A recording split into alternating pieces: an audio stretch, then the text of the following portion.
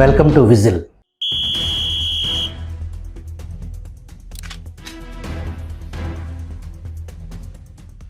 Ayushman Bharat PMJAY NTR వైద్య సేవా పథకం కింద హైబ్రిడ్ విధానంలో యూనివర్సల్ హెల్త్ పాలసీ రూపకల్పనకు బీమా కంపెనీల నుంచి టెండర్లు ఆహ్వానించేందుకు కొద్ది రోజుల క్రితం ఏపీ కేబినెట్ ఆమోదం తెలిపింది. ఏడాదికి ఒక కుటుంబానికి 2.5 లక్షల వరకు వైద్య చికిత్సను ఇన్సూరెన్స్ కంపెనీ ద్వారా అందిస్తారు. 2.5 లక్షలకు పైబడి 25 లక్షల వరకు వైద్య చికిత్సలకు ఇన్సూరెన్స్ కంపెనీలు క్లెయిమ్ చేస్తే ఆ మొత్తాన్ని ఆ కంపెనీలకు ఎన్టీఆర్ వైద్య సేవ ట్రస్ట్ రీఎంబర్స్మెంట్ చేస్తుంది. ఎంప్లాయీ హెల్త్ స్కీమ్లకు మినహా రాష్ట్రంలో మిగతా అన్ని కుటుంబాలకు ఇది వర్తిస్తుంది. పేషెంట్ చేరిన 6 గంటల్లోగా ఆమోదం లభించడంతో పాటు క్లెయిమ్స్ను 15 రోజుల్లో ఇన్సూరెన్స్ కంపెనీ చెల్లించాలి. ఈ పథకం ద్వారా 3,257 రకాల వైద్య సేవలు అందిస్తారు. అమలు తీరును పర్యవేక్షించేందుకు ఎన్టీఆర్ ట్రస్ట్ ఆధ్వర్యంలో కంట్రోల్ రూమ్ను ఏర్పాటు చేస్తామని ప్రభుత్వం ప్రకటించింది. సంతోషం. ప్రజలకు శుభవార్త. ఒక కుటుంబానికి ఏకంగా 25 లక్షల వరకు ఉచితంగా ఆరోగ్య ఖర్చులకు సాయం అందటం అంటే మనం అమెరికాను తలదన్నినట్టే.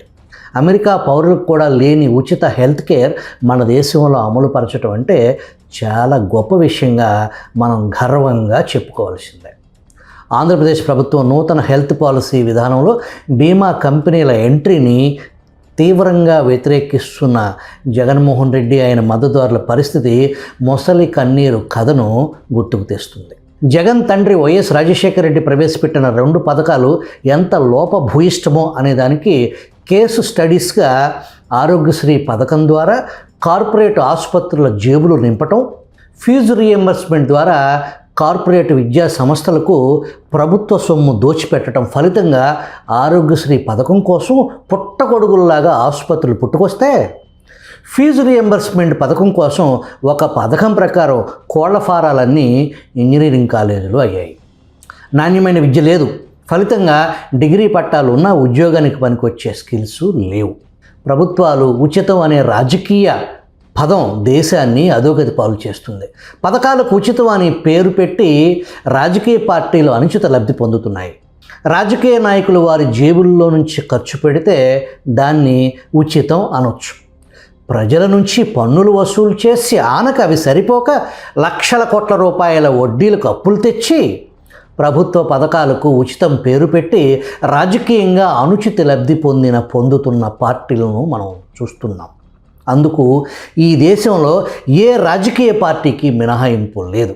అయితే కనీస విద్య, వైద్యం ప్రతి మనిషి ప్రాథమిక హక్కుగా ప్రభుత్వాలు భావించాలి. దానికోసం పెద్ద ఎత్తున నిధులు ఖర్చు పెట్టాలి.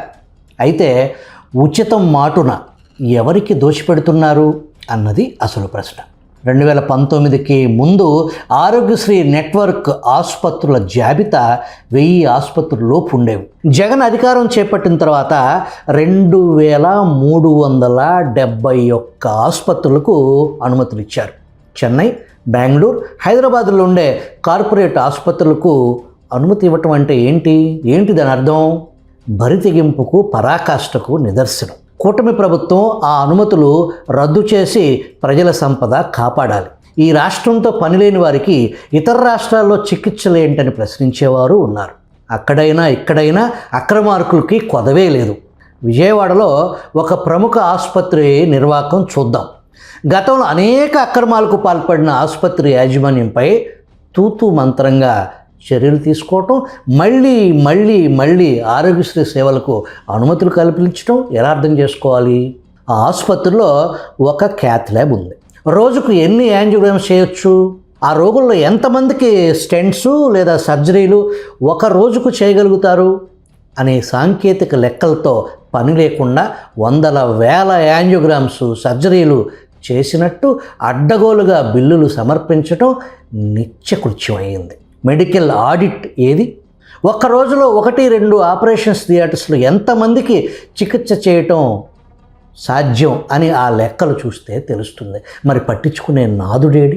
విజయవాడ నగరంలో ఆ వైద్యుడు అత్యంత ధనవంతుడు కావటం వింతే ఉంది. అక్రమాలకు నిలువెత్తు సాక్ష్యం గుంటూరులో త్వరలో ప్రారంభించబోయే అతిపెద్ద ఆసుపత్రి అందుకు సజీవ సాక్ష్యం.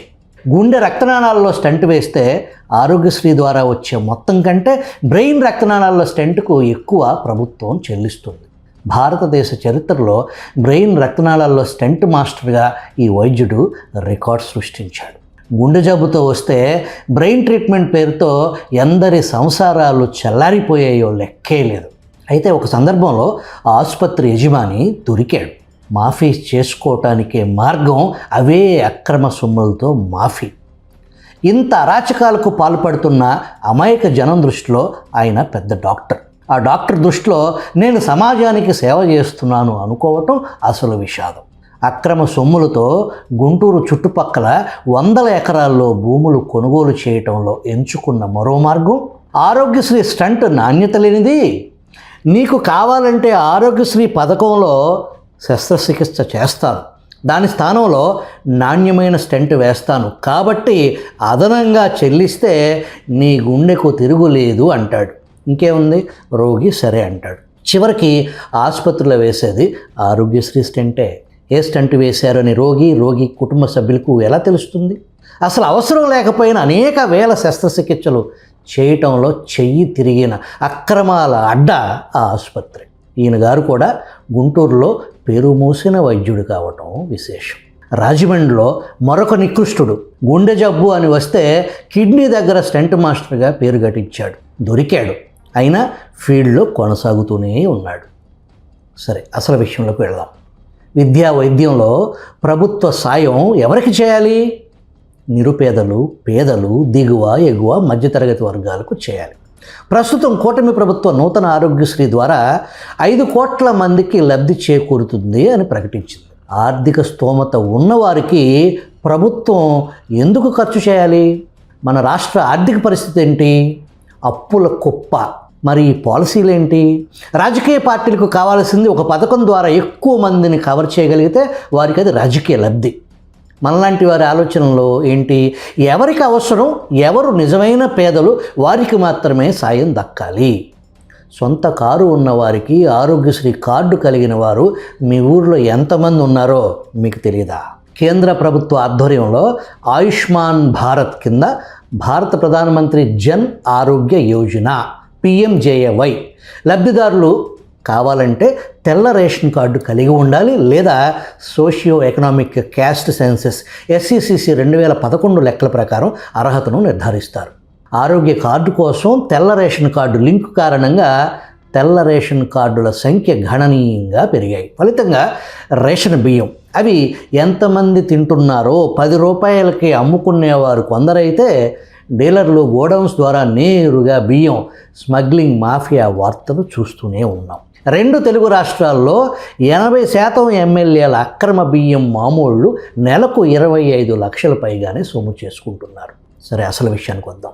ప్రధానమంత్రి జన్ ఆరోగ్య యోజన పథకం ద్వారా దేశంలో 55 కోట్ల మందికి మేలు జరుగుతుందని కేంద్ర ప్రభుత్వం చెబుతుంది. అజయ్ బసుదేవ్ బోస్ అనే సామాజిక కార్యకర్త ఈ సంవత్సరం RTI యాక్ట్ ద్వారా PMJAY కింద ఇప్పటి వరకు ఎంత పెండింగ్ బిల్లులు కేంద్ర ప్రభుత్వం చెల్లించాలి అనే సమాచారం బయటకు తీశాడు. అక్షరాల 1,21,000 కోట్లు. మీరు విన్నది నిజమే, 1,21,000 కోట్ల పెండింగ్ బిల్లులు ఉన్నాయి. కేంద్ర బడ్జెట్ 2025-26 ఆర్థిక సంవత్సరానికి PMJAYకి కేటాయించిన సొమ్ము 9,406 కోట్లు. మరి ఈ పెండింగ్ బిల్లుల పరిస్థితి ఏంటి? కేంద్ర ప్రభుత్వం ఇప్పటి వరకు రకరకాల మార్గాల్లో చేసిన మొత్తం అప్పు సుమారు 200 లక్షల కోట్లు. ఎంత? 200 లక్షల కోట్లు. అందులో గత కేంద్ర ప్రభుత్వాలు చేసిన మొత్తం అప్పు సుమారు 50 లక్షల కోట్లు. అయితే ఒక్క మోడీజీ మాత్రం 150 లక్షల కోట్లు అప్పు చేశారు. ఇక రాష్ట్రాలు చేసిన అప్పులు దీనికి అదనం. 1978లో తరిమిన నాగిరెడ్డి తాకట్టులో భారతదేశం అనే విశ్లేషణ దేశంలో సంచలనమైంది. ఇప్పుడు అలా విశ్లేషించేవారు లేరు.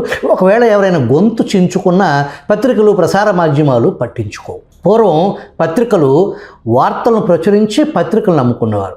నేడు పత్రికలను ముందే అమ్మేసుకుని వారికి కావలసిన వార్తలను ప్రచురిస్తున్నారు. దేశం, రాష్ట్రాలు అప్పుల కుప్ప మీద కూర్చుని ప్రభుత్వ వ్యవస్థలను బలోపేతం చేయకుండా రాజకీయ అనుచిత ఉచితాల పేరుతో ప్రైవేటు సంస్థలకు నిధుల వరద పారిస్తే ఏమవుతుంది? అంతిమంగా నష్టపోయేది సామాన్య ప్రజలే కదా. ఏపీలో ఆరోగ్యశ్రీ పథకం 2014 నుంచి 2019 వరకు అప్పటి టీడీపీ ప్రభుత్వం పెట్టిన మొత్తం ఖర్చు 5,177 కోట్లు. జగన్ ప్రభుత్వంలో 2023 నాటికే 8,610 కోట్లు ఖర్చు చేసింది.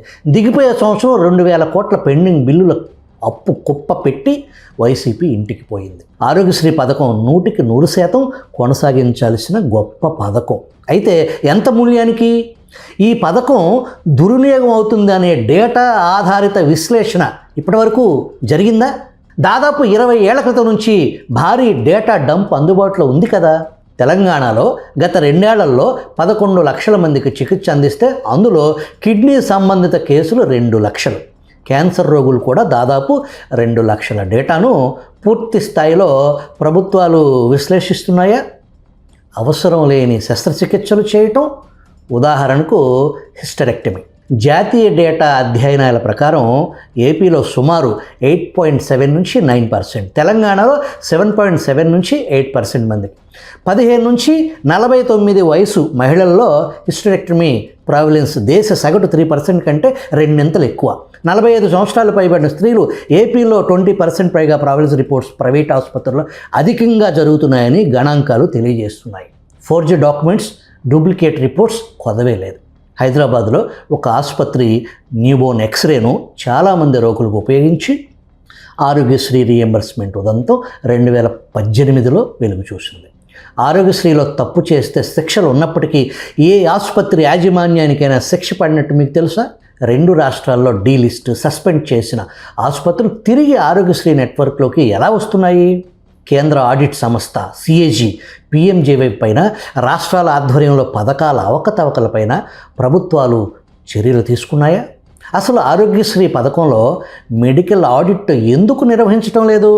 ఫలానా ఆసుపత్రిలో శస్త్రచికిత్స నిజంగా జరిగిందా లేదా అనే తనిఖీ వ్యవస్థ ఎందుకు లేదు? భారతదేశంలో ఆసుపత్రుల ప్రామాణిక నాణ్యత కోసం national accreditation board of hospitals and health care providers quality council of India ఆధ్వర్యంలో ఈ సంస్థ దేశంలో ఆసుపత్రుల ప్రమాణాలను నిర్ధారిస్తుంది. అటువంటి ఆసుపత్రులకు మాత్రమే ఆరోగ్యశ్రీ లాంటి పథకాల అమలు లాంటి కఠినమైన నిబంధనలు ఎందుకు లేవు? ఆరోగ్యశ్రీ పథకం కోసం పుట్టగొడుగుల్లాగా ఆసుపత్రులు పుట్టుకొస్తూనే ఉన్నాయి కదా.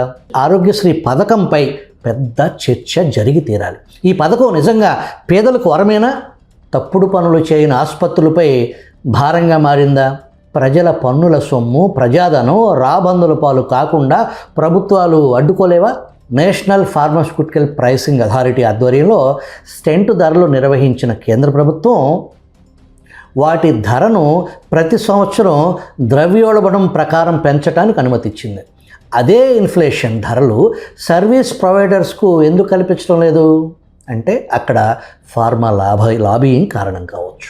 రాష్ట్ర ప్రభుత్వాలు నిర్వహించే అతి ముఖ్యమైన శాఖల్లో వైద్య ఆరోగ్య శాఖ ఒకటి. భారతదేశంలో మొత్తం ప్రభుత్వ ఆసుపత్రుల సంఖ్య 23,581. వీటితో పాటు మరో 22 కేంద్ర ప్రభుత్వ ఆసుపత్రులు, ఎయిమ్స్ లాంటి ప్రత్యేక ఆసుపత్రులు ఉన్నాయి. 165 ఈఎస్ఐ ఆసుపత్రులు, 150 మిలిటరీ ఆసుపత్రులు, 150 పైగా రైల్వే ఆసుపత్రులు ఉన్నాయి. ప్రభుత్వ రంగ ఆసుపత్రుల్లో మాత్రమే ఆరోగ్యశ్రీ పథకం ప్రవేశపెట్టకుండా ప్రైవేట్ ఆసుపత్రులకు ఎందుకు అనుమతిస్తున్నారు? కేంద్ర రాష్ట్ర ప్రభుత్వాల ఆధ్వర్యంలో ఒక పెద్ద శాఖ ఆరోగ్య శాఖ. దాంట్లో కేవలం ఒక స్కీమ్ ఆరోగ్యశ్రీ. అంటే ఆరోగ్య శాఖలో ఒక పథకాన్ని స్వయంగా ఆ శాఖ నిర్వహించలేని పరిస్థితి అన్నమాట. వేల లక్షల కోట్ల సొమ్ము ప్రైవేట్ ఆసుపత్రులు పాలు చేయకుండా ప్రభుత్వ ఆసుపత్రులను ప్రైవేటుకు ధీటుగా తీర్చిదిద్ది శాశ్వత హెల్త్ కేర్ ఇన్ఫ్రా నిర్మించకుండా ఎంతకాలం ఇలా ప్రైవేట్ ఆసుపత్రుల కోసం ప్రభుత్వాలు పనిచేస్తాయి? ఆస్ట్రేలియా, న్యూజిలాండ్, కెనడా లాంటి దేశాల్లో ప్రజలు ఉచితంగా వైద్యం పొందేది ప్రభుత్వ ఆసుపత్రుల్లో మాత్రమే. అంటే ఏంటి దాని అర్థం? ప్రైవేట్ ఆసుపత్రులకు ప్రభుత్వ ఆసుపత్రుల నిర్వహణలో ఏమాత్రం తేడా లేదు అని. ఆసుపత్రులే కాదు, ప్రభుత్వ స్కూళ్ళు కూడా ప్రైవేటుకు ధీటుగానే అక్కడ పోటీ పడతాయి. వాస్తవానికి ఆయా దేశాల్లో ప్రభుత్వ స్కూల్స్ విద్యార్థులే అత్యంత ప్రతిభ కనబరుస్తారు. అక్కడ ప్రైవేటు హాస్పిటల్స్కి వెళ్ళాలంటే హెల్త్ ఇన్సూరెన్స్ కట్టుకోగలిగిన ధనికులు, ప్రైవేటు స్కూలుకు తమ పిల్లలను పంపించాలంటే అక్కడి వారు ధనవంతులైతే మాత్రమే పంపగలుగుతారు. బెస్ట్ రిజల్ట్స్ మాత్రం ప్రభుత్వ బడి విద్యార్థులే సాధించడం విశేషం. సరే, ఆరోగ్యశ్రీలో ప్రైవేటు ఆసుపత్రుల బాధలు కూడా ఒకసారి పరిశీలిద్దాం. ఆరోగ్యశ్రీ చికిత్సల ధరలు నిర్ధారించడానికి ఎలాంటి మార్గదర్శకాలు తీసుకున్నారు? చికిత్సలో పాటించాల్సిన ప్రోటోకాల్స్ ఎలా నిర్ధారించారు? పథకాన్ని పూర్తి స్థాయిలో అమలుపరచడానికి సరిపడా బడ్జెట్ ప్రభుత్వం వద్ద ఉందా? ఒకవేళ ఉంటే బిల్లులు ఏకకాలంలో ఎందుకు క్లియర్ చేయటం లేదు? ఇన్సూరెన్స్ కంపెనీలకు ముందుగానే ప్రీమియం చెల్లించగలిగే ప్రభుత్వాలు ఆసుపత్రుల పెండింగ్ బిల్లులు ఎందుకు తీర్చలేకపోతుంది? ఉచిత వైద్యం ఒక మాయ. ఏ దేశం, ఏ రాష్ట్రం కూడా అందరికీ పూర్తిగా ఉచిత వైద్యం ఇవ్వలేదు. ఈ వాస్తవాన్ని దాచి ప్రజలను వ్యక్తిగత హెల్త్ ఇన్సూరెన్స్ తీసుకోవటంలో ప్రోత్సాహం ఇవ్వటం లేదు అనే దానికి నిదర్శనం ఏపీలో 90% కుటుంబాలకు హెల్త్ కార్డు ఉండటం వల్ల 30% బెడ్స్ నిబంధన నిర్వీర్యమైపోయింది. ప్రభుత్వాలు సకాలంలో బిల్లులు చెల్లించకపోతే ఆసుపత్రుల నిర్వహణ వర్కింగ్ క్యాపిటల్ ఎక్కడి నుంచి తెచ్చుకుంటారు? ప్రోటోకాల్స్ లేకుండా, పూర్తి స్థాయి ఖర్చుల వివరాలతో పని లేకుండా, లెక్కలు లేకుండా, చికిత్స ప్యాకేజీ రేట్లు పెంచకుండా, 2 సార్లు సమీక్షలు జరిపి ఇన్ఫ్లేషన్ ప్రకారం 30-40% పెంపు సిఫార్సు నేటికి ఎందుకు అమలు కాలేదు అంటే ఏంటి అర్థం? ఉదాహరణకు ఒక చికిత్సకు అయ్యే ఖర్చు 10 రూపాయలు అనుకుంటే ప్రభుత్వం 6 రూపాయలు 7 రూపాయలు చెల్లిస్తే ఆసుపత్రులు నష్టాలను భరిస్తాయా? అడ్డదారులు తక్కువా? ఆసుపత్రుల అడ్డదారులకు అదనంగా ఆరోగ్యశ్రీ విభాగంలో సిబ్బంది అవినీతి అనకొండలు అనటానికి ఒక ఉదాహరణ చెబుతా.